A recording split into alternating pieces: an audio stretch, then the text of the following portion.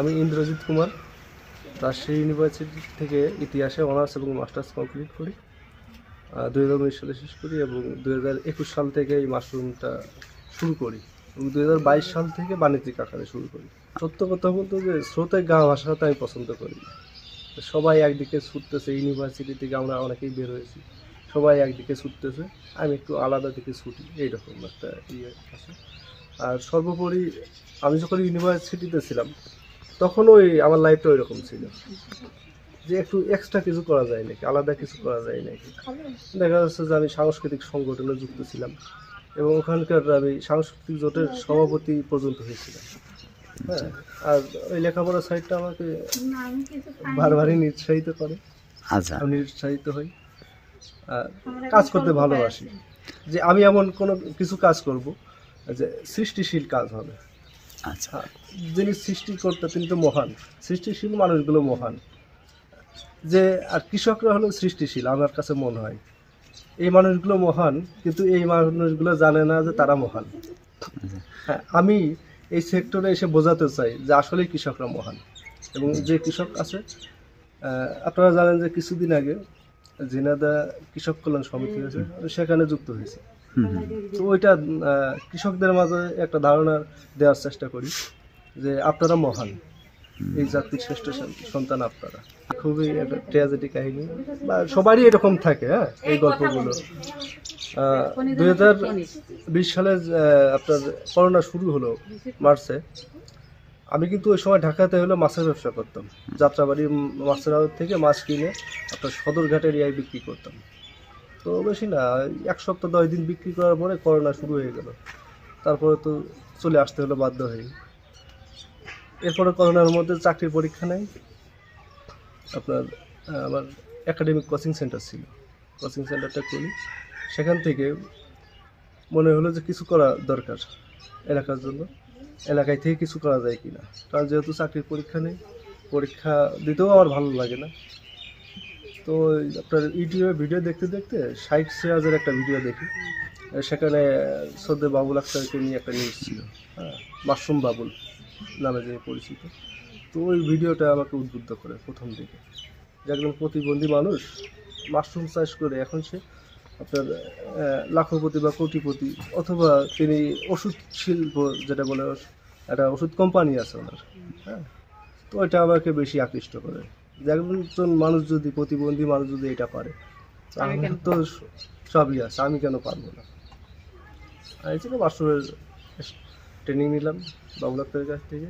2021 সালের ডিসেম্বরে শুরু করলাম।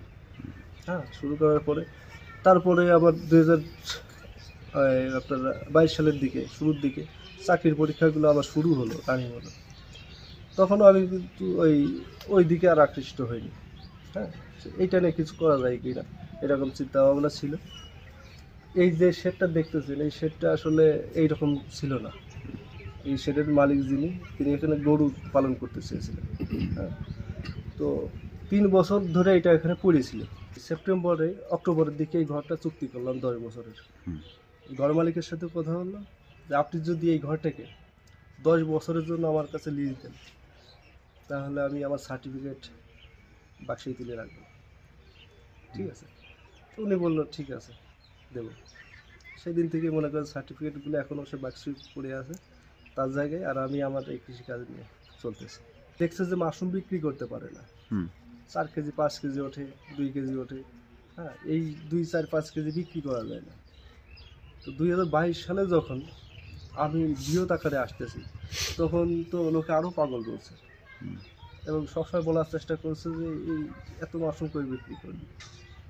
তা আমার ধারণা ছিল বা আমার আত্মবিশ্বাস ছিল যে পণ্য তো কৃষি পণ্য, খাবার কিন্তু যে কোনোভাবে চালাই দেওয়া যাবে।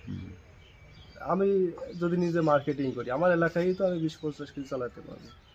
অথবা যদি বিক্রি নাই হয়, শেষ পর্যন্ত গিয়ে এই মাশরুম নিয়ে আমি গণভবনে রেখে আসবো।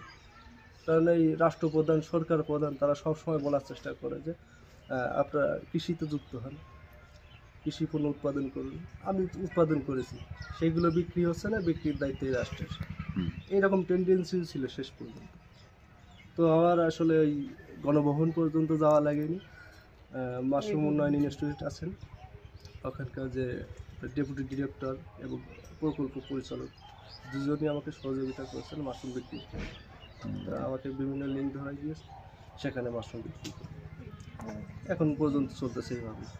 এটা প্রথম দিকে আমি ওয়েস্টার দিয়ে শুরু করি, পরবর্তীতে যে সাভারের মাশরুম উন্নয়ন ইনস্টিটিউট ওনারা এই শেডটা দেখে গেছে, দেখে যাওয়ার 1 মাস পরে আমাকে কল দিয়েছে, আপনার ওই শেডে হলো মিল্কি মাশরুম ভালো হবে, আপনি আসেন মিল্কি মাশরুমের উপর ট্রেনিং নিয়ে যান।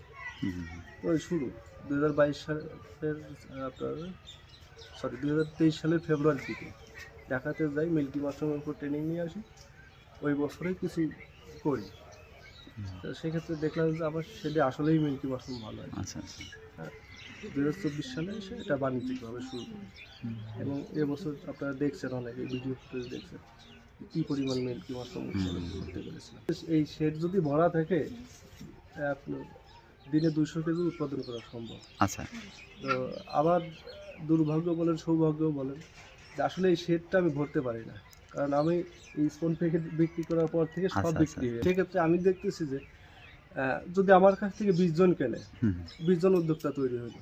আচ্ছা, হ্যাঁ, 20 জন উদ্যোক্তার 20 জন ফ্যামিলি চলে গেলে, হ্যাঁ 20 জন ফ্যামিলির একটা আপনার যে বাৎসরিক বলেন বা মাসিক বলেন তাদের যে আয়টা সম্ভব, যদি বেশি করে ইনভেস্ট করে সেক্ষেত্রে ইনকাম করা সম্ভব।